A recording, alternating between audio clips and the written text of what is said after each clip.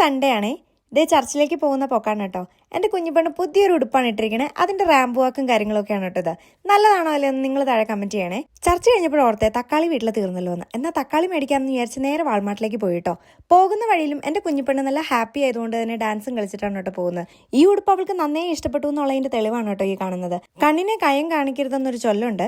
പക്ഷെ എന്ത് ചെയ്യാനാ, വാൾമാർട്ടിൽ ആ തുടക്കം തന്നെ ടോയ്സ് ആണെന്നേ അവർ നിരത്തി വെച്ചിരിക്കുന്നത്. അതുകൊണ്ട് തന്നെ പിള്ളേർ നേരെ ടോയ് സെക്ഷനിലേക്കാണ് പോയത്. പിന്നെ റോങ്കുട്ടിന് ഹൂള ഹൂപ്പ് ഭയങ്കര ഇഷ്ടമായതുകൊണ്ട് അവൻ എനിക്ക് കാട്ടി തന്നു അവൻ എങ്ങനെയാ അത് ചെയ്യണേന്ന്. എന്നെ പഠിപ്പിക്കാൻ കുറെ ശ്രമിച്ചെങ്കിലും പാവം വെറുതെ ആയിപ്പോയി. എനിക്കത് പഠിക്കാൻ പറ്റിയില്ല കേട്ടോ. കുഞ്ഞിപ്പെണ്ണ് കാര്യം ട്രൈ ചെയ്തു, പക്ഷെ നടന്നില്ല ഒന്നും. അവിടുന്ന് പിന്നെ തക്കാളിയും മേടിച്ചിട്ടാ ഞങ്ങൾ പോകുന്നത് മാക്ഡൊണാൾഡ്സിലേക്കാണ് കേട്ടോ. അവിടെ റോങ്കുട്ടിന് പതിവ് പോലെ ബർഗറും ഫ്രൈസും ഒക്കെ മേടിച്ചു കൊടുത്തു. ആയറൂട്ടിക്ക് പതിവ് പോലെ നഗറ്റ്സും ഫ്രൈസും മേടിച്ചു കൊടുത്തു. ഞങ്ങൾ ഓരോ കപ്പ് കാപ്പിയും കുടിച്ചിട്ട് ഫാമിലി ടൈം കാര്യമായിട്ട് എൻജോയ് ചെയ്തു. തക്കാളി മേടിച്ച കൂട്ടത്തിൽ പിള്ളേർക്കൊന്നും മേടിച്ചില്ലല്ലോ എന്നുള്ള സങ്കടത്തില് റോയിച്ചും ആയറൂട്ടിക്കും റോങ്കുട്ടിനും ഓരോ ഫാൻ മേടിച്ചു കൊടുത്തു കേട്ടോ. മറ്റേ സ്വിച്ച് ഇട്ടാ കറങ്ങണ ഫാൻ എന്ന് പറയുന്നത് പോലെ ഒരു സ്വിച്ചിൽ ഞെക്കി കഴിഞ്ഞാൽ അപ്പം തന്നെ ഇത് കറങ്ങും കേട്ടോ. പക്ഷെ സ്വിച്ചിന് കൈ എടുക്കരുതെന്ന് മാത്രം.